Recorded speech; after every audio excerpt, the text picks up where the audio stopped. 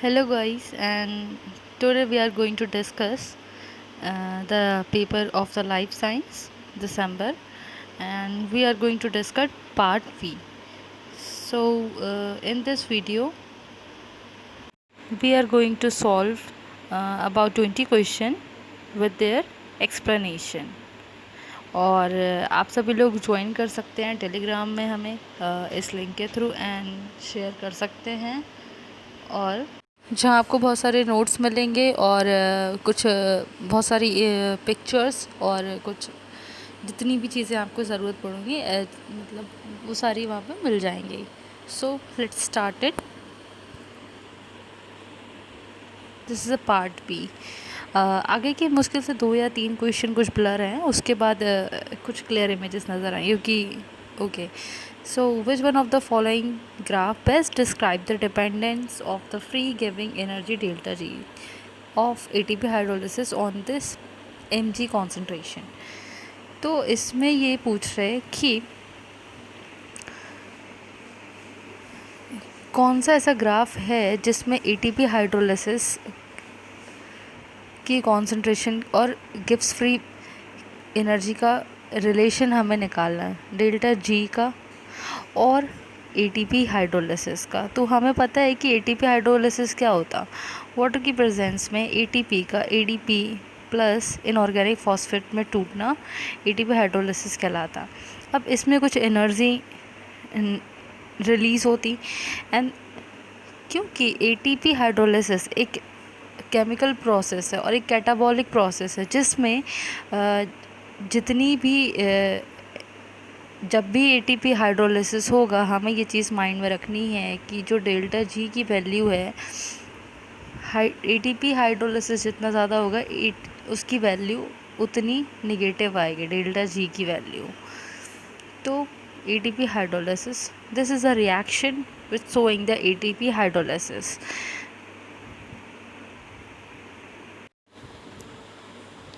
This is a ribose sugar. The 3 phosphate group are linked. The one of this closest is known as the alpha, and this is a beta, and this is a gamma.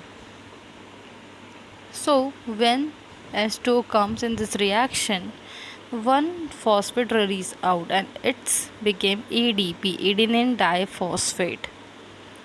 This is a process of ATP hydrolysis, and in this question they ask the connection or best describe the about the delta G and the ATP hydrolysis in the presence of mg concentration.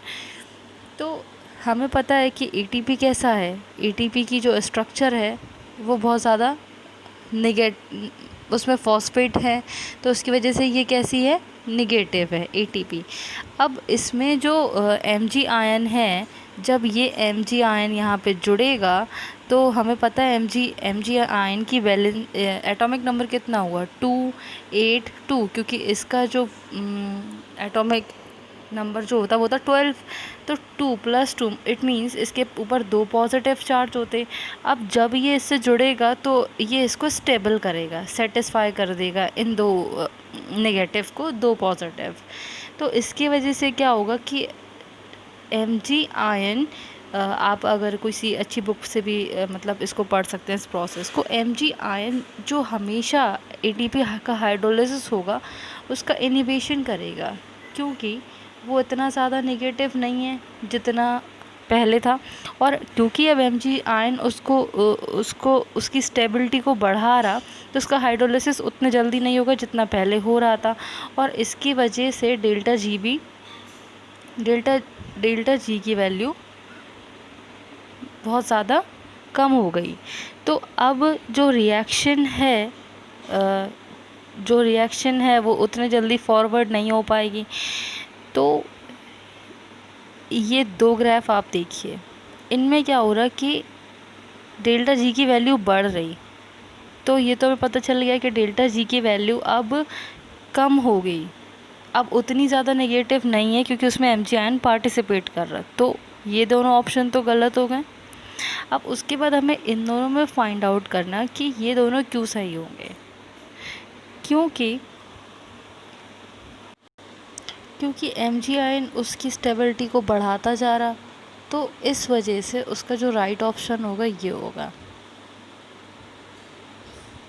So next question is, this is not clear, but after the question number 3 the slide will crystal clear. Okay, so which मैं बोलती हूँ उसको, which one of the following statements it's true regarding the amino acid? First option is proline has good propensity to form alpha helix in the globular protein. तो ये गलत है, क्योंकि ये कह रहा है कि प्रोलाइन जो होता वो अल्फ़ा हेलिक्स ग्लोबुलर बनाने में प्रॉब्लम क्रिएट करता है। तो ये गलत है, क्योंकि प्रोलाइन खुद एक ऐसा अमाइनो एसिड है जिसमें अल्फ़ा हेलिक्स होता है वो बनाने की कोशिश करता है, और इसमें एक सेकेंडरी अमाइनो ग्रुप भी होता। So this option is not correct. After that option number 2, both isoleucine and the threonine can exit as a distereomer. This is a right option. And third option is the side chain of pKa of aspartic acid is more acidic than the side chain of pKa of glutamic acid. तो ये option भी हमारा गलत है, क्योंकि aspartic acid की pKa value ज़्यादा होती है ग्लूटामिक से। अब जिसकी pKa वैल्यू जितनी ज़्यादा होगी उसकी एसिडिटी उतनी ही कम होगी, और इसमें जस्ट इसका अपोजिट पूछा जा रहा, तो फिर ये ऑप्शन भी हमारा गलत है।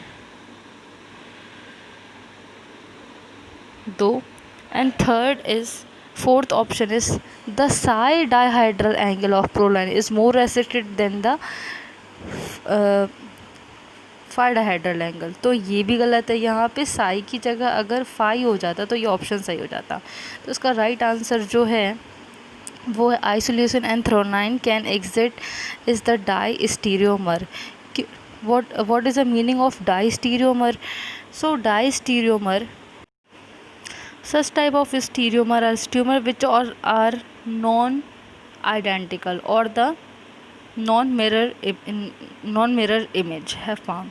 And the most important first is non-identical, second is non-forming mirror image, और third the main cheese is this कि जो आइसोल्यूसाइन रहता और थ्रेओनाइन, केवल ये दो ऐसे स्टैंडर्ड एक अमाइनो एसिड्स हैं जिनके पास दो कायरल सेंटर रहते हैं और दो एसिमेट्रिक कार्बन है, जिसकी वजह से ये डायस्टीरियोमर बनाते हैं. So this is a structure of the isoleucine and the threonine, and these are the two chiral center in these amino acid. That is why they are unable to make a distereoisomer. Only out of 20, only these two can create this image. So next is, ये तो बहुत easy है and मेरे ख्याल से सभी कर लेंगे. Following the match. Vitamin A पता है night blindness, vitamin D rickets, के pernicious anaemia and obviously B is haemorrhage. So next is, this is question about bacterial growth. In this question they are asking, for a bacterial growth a single cell elongate in their size. It's elongate in their size, and these divide into two. These divide into two means binary fission, called the binary fission. And during the cell growth, which statement is true? So the first statement is new peptidoglycan synthesize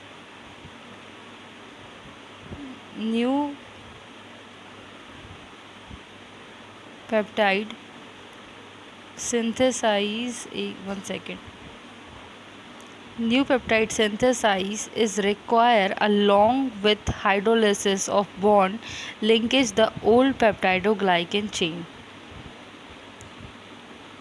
वो question में आपसे ये पूछे कि अगर bacterial growth होती है, cell elongate होती है और उसके बाद जब उसमें बाइनरी फिजन होता है तो सेल वॉल में जो पता है हमें बैक्टीरिया की सेल वॉल पेप्टाइडोग्लाइकन से मिलके बनी रहती, ठीक है। तो वो पेप्टाइडोग्लाइकन जो सिंथेसाइज होंगे तो वो कैसे होंगे? Hydrolysis of bond by linking the old peptidoglycan. Second option is new peptide synthesize is required but no hydrolysis of old bond. तो ये स्टेटमेंट गलत है, क्योंकि अगर हाइड्रोलिसिस नहीं होगा, अगर हाइड्रोलिसिस नहीं होगा तो उसमें नए पेप्टाइडोग्लाइकन बॉन्ड नहीं ऐड हो पाएंगे। And second option is that old peptidoglycan is completely degraded और replace with the newly synthesised long polymer, so that's not true. And newly synthesised peptidoglycan is utilise is deposit to a new layer of the peptidoglycan in the cell wall. तो जब भी अगर binary fission होता है और उसमें binary fission में जो नई बैक्टीरियल सेल बनती है तो उसका फर्स्ट स्टेप ये रहता कि जो इसमें जो पेप्टाइडोग्लाइकन की लेयर रहती वो सबसे पहले ये यहाँ पे लूज़ हो जाएगी, बहुत लूज़ होने लगेगी जब इसमें बाइनरी फिजन होने लगेगा। उसके बाद क्या होगा? लूज़ होने के बाद इसमें न्यू पेप्टाइड सिंथेसाइज होंगे और उसमें भी बहुत ज़्यादा ज़रूरी है कि बॉन्ड का हाइड्रोलिसिस होना ज़रूरी है और उसके बाद पेप्टाइड बॉन्ड्स उसमें जुड़ते जाएंगे। As we know that peptidoglycan murein भी बोल सकते हैं, और उसमें नाग और नाम की एक लिंकेज होती, जैसे and this is a structure of the bacterial cell wall. So this is the linkage of NAG and NAM, N-acetyl murmuric acid and N-acetyl glucosamine acid. तो इसमें जब सबसे पहले क्या हुआ, ये साइटोप्लाज्म है और ये सेल वॉल है. अब ये जो पेप्टाइडोग्लाइकन होंगे ये लूज़ होंगे, कुछ प्रोटीन्स वहाँ पे आके ऐड होंगी जिससे लूज़ होगी, और जो इसमें मेन जो रहता वो कौन रहता है, ये this is a TG and the transglycosylase which lose the linkage of NAG and NAM. After that hydrolysis of bond have done and then the new peptide are add in this cell wall. So this is a process.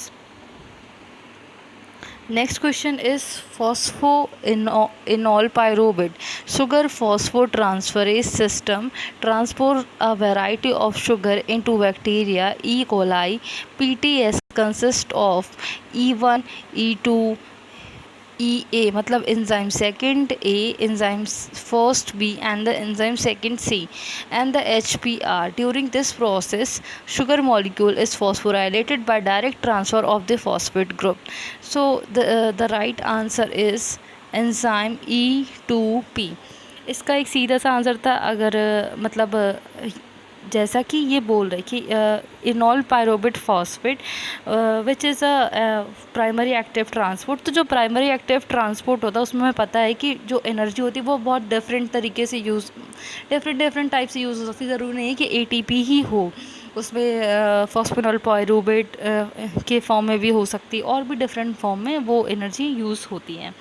तो और जो इसमें enzyme रहता वो तो इसमें ये पूछा गया कि इन तीनों में से कौन सा ऐसा एंजाइम है जो फॉस्फेट ग्रुप को शुगर के ऊपर फॉस्फोराइलेट कराएगा, मींस दैट शुगर इसमें ग्लूकोज रहेगी.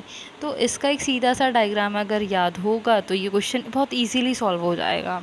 एंड ये 1 minute.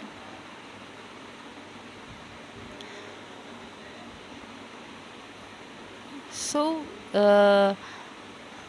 this is a PEP phosphoenol pyruvate which is converted into the pyruvate to derive energy, and this is an enzymatic sequence and heat shock protein. So first सबसे पहले इधर कुछ protein थी जिनकी वजह से E1 फॉस्फोराइलेटेड हुआ। उसके बाद हीट शॉक प्रोटीन, इसने हीट शॉक प्रोटीन को किया, इसने EA2A को किया, E2A को किया। उसके बाद E2B फॉस्फोराइलेटेड हुआ। और ये जो सेल वॉल है, यहाँ से जब ये ग्लूकोज अंदर आया तो सबसे पहले ये अटैच हुआ E2C से, लेकिन जैसे ही ये E2B से,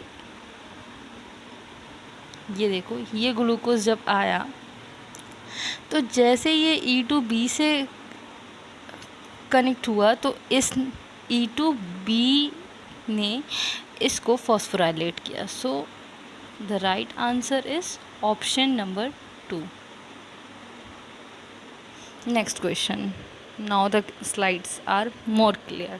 So the next question, in which the exponential phase of the growth, if n0, nt and n defined and the initial population number at time t and the number of the generation in the time t respectively. तो इसमें ये एक बहुत simple सा question था जिसमें reaction जो थी एन टी और ये जो रिएक्शन थी केवल उसको ही उन्होंने इस फॉर्म में लिख दिया, N T is equal to N0 into 2N। ये रिएक्शन रहती।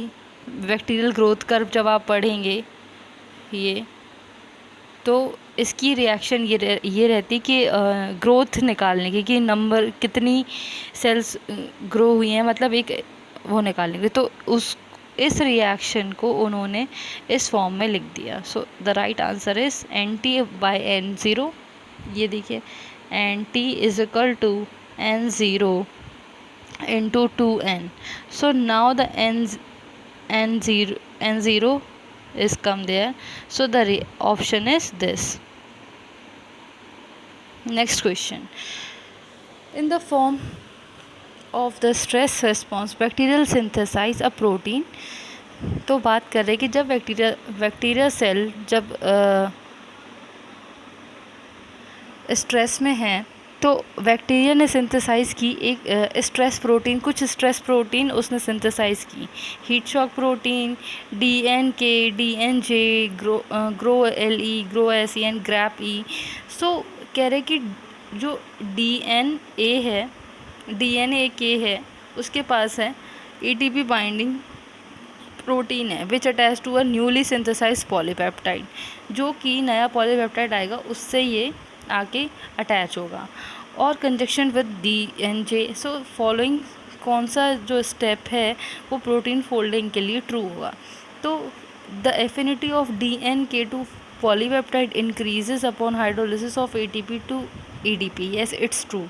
And second is DNAJ is exchange factor of replace ADP with ATP in DNK. और ATP hydrolysis required for the phosphorylation of DNJ and the ATP hydrolysis required for the phosphorylation of GRP. So in this diagram there is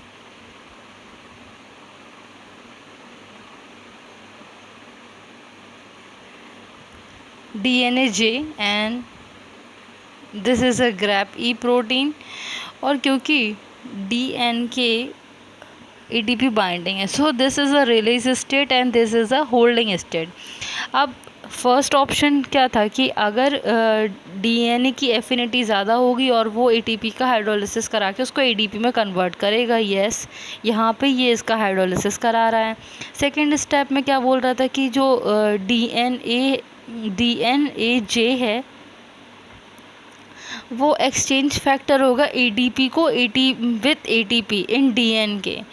तो ये exchanging factor यहाँ पे नहीं है, ये सिर्फ उसका ATP में हाइड्रोलाइज करा रहा, वो भी DNK करा रहा। और सेकंड नेक्स्ट स्टेप ये hydrolysis required for the phosphorylation of DNJ। सो तो इसके लिए हाइड्रोलिसिस इम्पोर्टेंट नहीं है और ना ही इस GREP प्रोटीन के लिए। तो ये 3 ऑप्शन गलत हो जाएंगे और इसका राइट ऑप्शन है ये। Next question is, which one of the following incorrect in the processing or related to the transcription and the processing of RNA, mRNA? So during the prokaryote transcription, DNA binding property of RNA polymerase is altered by sigma factor. Yes, true, क्योंकि sigma factor से जो उसकी properties हैं RNA polymerase की वो change हो सकती हैं. So this is a true. Next is eukaryotic transcription synthesis of RNA, mRNA and some small RNA occurred by the RNA polymerase. Yes, this is a true. हमने ये तीनों type पढ़े हुए हैं इसके और this is a true option. Next is splicing is observe involve the sequent cleavage and ligation require the mRNA splicing. Yes, this is also true. Fourth option is mRNA with the premature stop coding are degraded by the nonsense mediate decay. Yes, it's true. यहाँ तक ये सही है. And then the mRNA without an in-frame stop got get accumulated and translated in the cytoplasm. No, यहाँ से ये गलत है. क्यों? क्योंकि हमने ऐसा पढ़ा है, अगर आप लोगों ने आप ये पढ़ेंगे जाके कि ज़रूरी नहीं है कि जिनके पीछे स्टॉप कोडॉन्स नहीं हैं वो जाके एक्यूमुलेट हो जाएंगे. Non stop mediate decay is a method, एक ऐसी मशीनरी है और एक ऐसा मेथड है जो क्या करता कि mRNA को डिटेक्ट करेगा, ऐसे mRNA को जिसमें स्टॉप कोडॉन नहीं है, और फिर उसे राइबोसोम के पास रिलीज़ कर देगा. उसके थर्ड एंड पे एक एक्सोसोम आएगा जो कि उसको डिग्रेड कर देगा और फिर उसके मतलब वो ट्रांसक्रिप्शन में भी कंट्रोल रखेगा. तो एक ऐसा मेथड है जिसकी वजह से स्टॉप कोडॉन ना होने पे भी वो एक्यूमुलेट नहीं होगा और उसका डिग्रेडेशन हो जाएगा. और मेनली वो जो एक्सोसोम होता है वो SKY7 टाइप का जीन रहता है, उससे रहता. So next question is, which one of the following. आप लोग इस टॉपिक से रिलेटेड ये ज़रूर आप एक कोई रिसर्च पेपर खोल लीजिए या कुछ भी आप डिटेल सर्च कर लीजिए, आप ये ज़रूर पढ़िए, non stop mediating decay. It's very important topic. So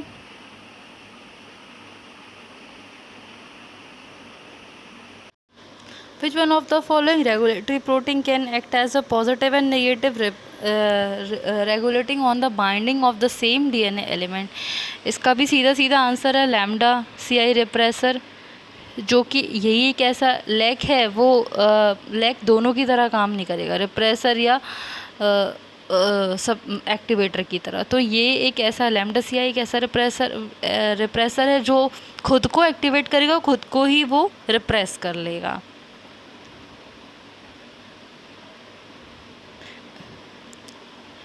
basically जो लैम्डा रिप्रेसर CI रिप्रेसर है वो लेटिक साइकिल में काम करता है बैक्टीरियोफेज की.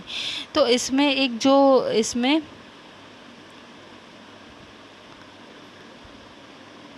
इसमें यहाँ पे एक प्रमोटर रहता जिसे हम बोलते हैं प्रमोटर PMR, मतलब प्रमोटर रिप्रेसर मेंटेनिंग, मतलब जो उसको यहाँ जो यही प्रमोटर क्या करेगा, इसको एक्टिवेट करेगा CI को, और ये CI जब इसको अटैच होके OR-O3 पे अटैच हो जाएंगे और जब तक उन्हें प्रोटीन बनाने होगी बनाएंगे, उसके बाद बहुत ज़्यादा CI खुद ही बहुत ज़्यादा बनते जाएंगे और खुद ही रिप्रेसर का काम करके अपने इस प्रोसेस के लिए नेगेटिव फीडबैक का काम करेंगे और ये प्रोसेस रुक जाएगी. Next is reader of the histone modification. ये भी बहुत सीधा सा क्वेश्चन है. ट्यूडोर डोमेन प्रोटीन जो कि कंट्रोल करते इसको हिस्टोन मॉडिफिकेशन को रीड करते कि उस कैसी प्रोसेस है. They are responsible for the methylation and the demethylation और the on off the gene. methylation on this gene and the demethylation of the gene. So Tudor domains are responsible for this, and the some example of the Tudor domain protein is TDR3 and PCL-UHRF1 or UHRF2. So some of them are responsible for the histone modification reading. Next question, this is also very easy. पता है हमें कि post translation modifications में कौन phosphorylation कराता है? Methylation of H3 और K9 के वजह से ही ट्रांसक्रिप्शन का रिप्रेशन होता।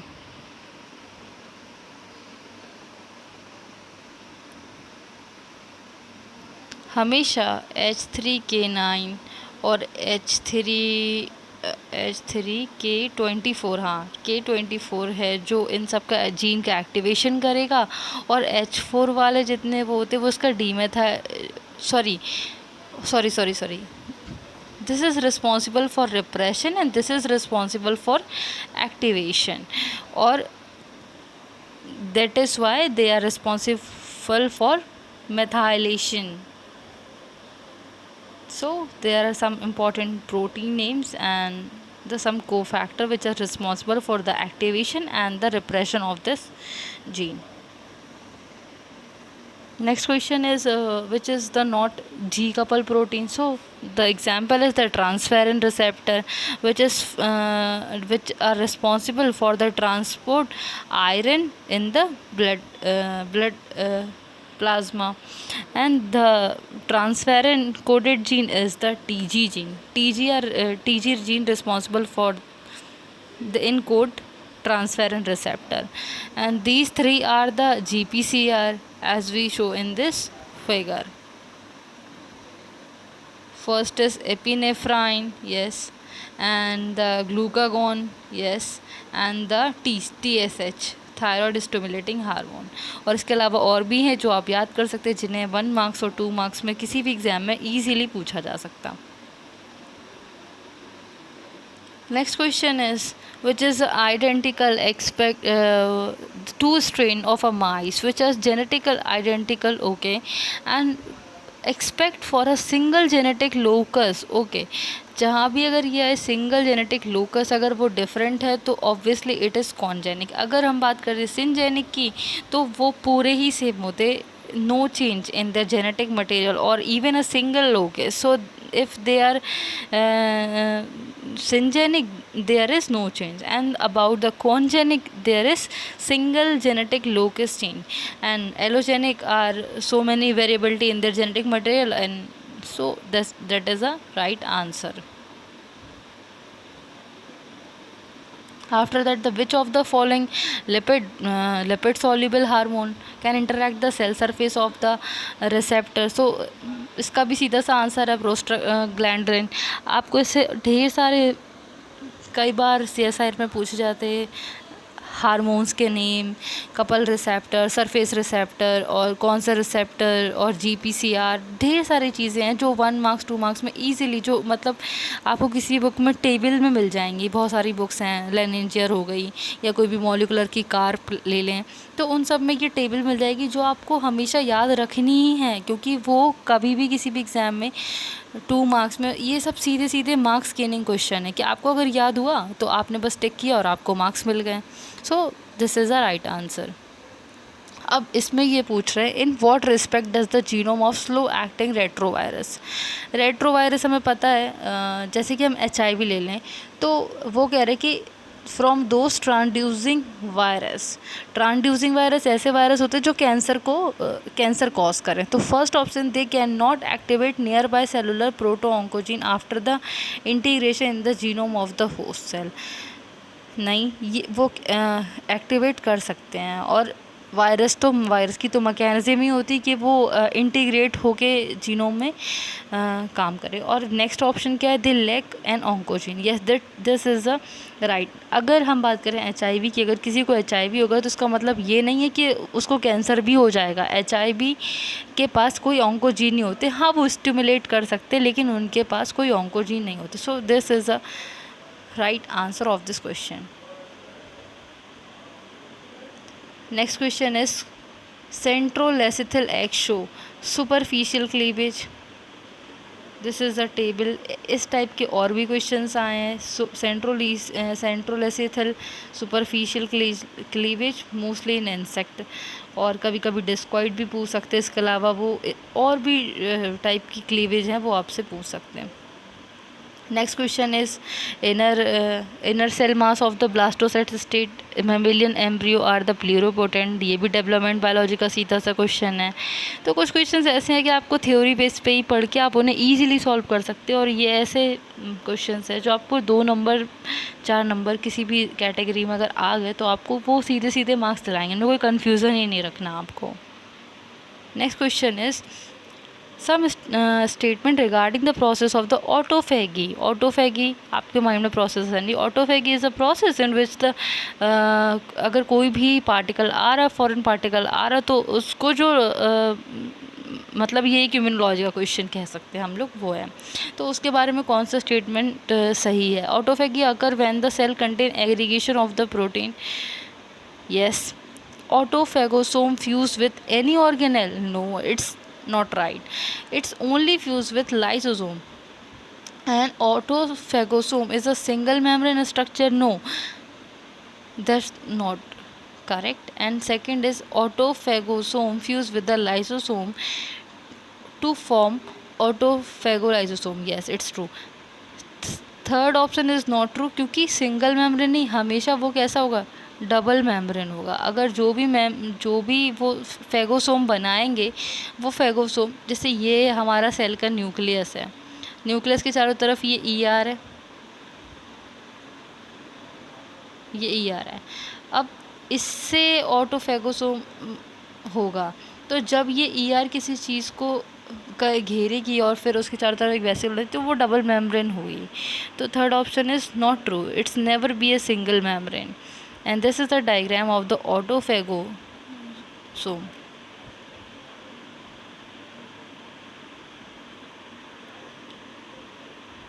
This is a autolysosome and the autophagosome is this, and this is a double membrane. After the autophagosome and the lysosome fusion, it's going to degradation.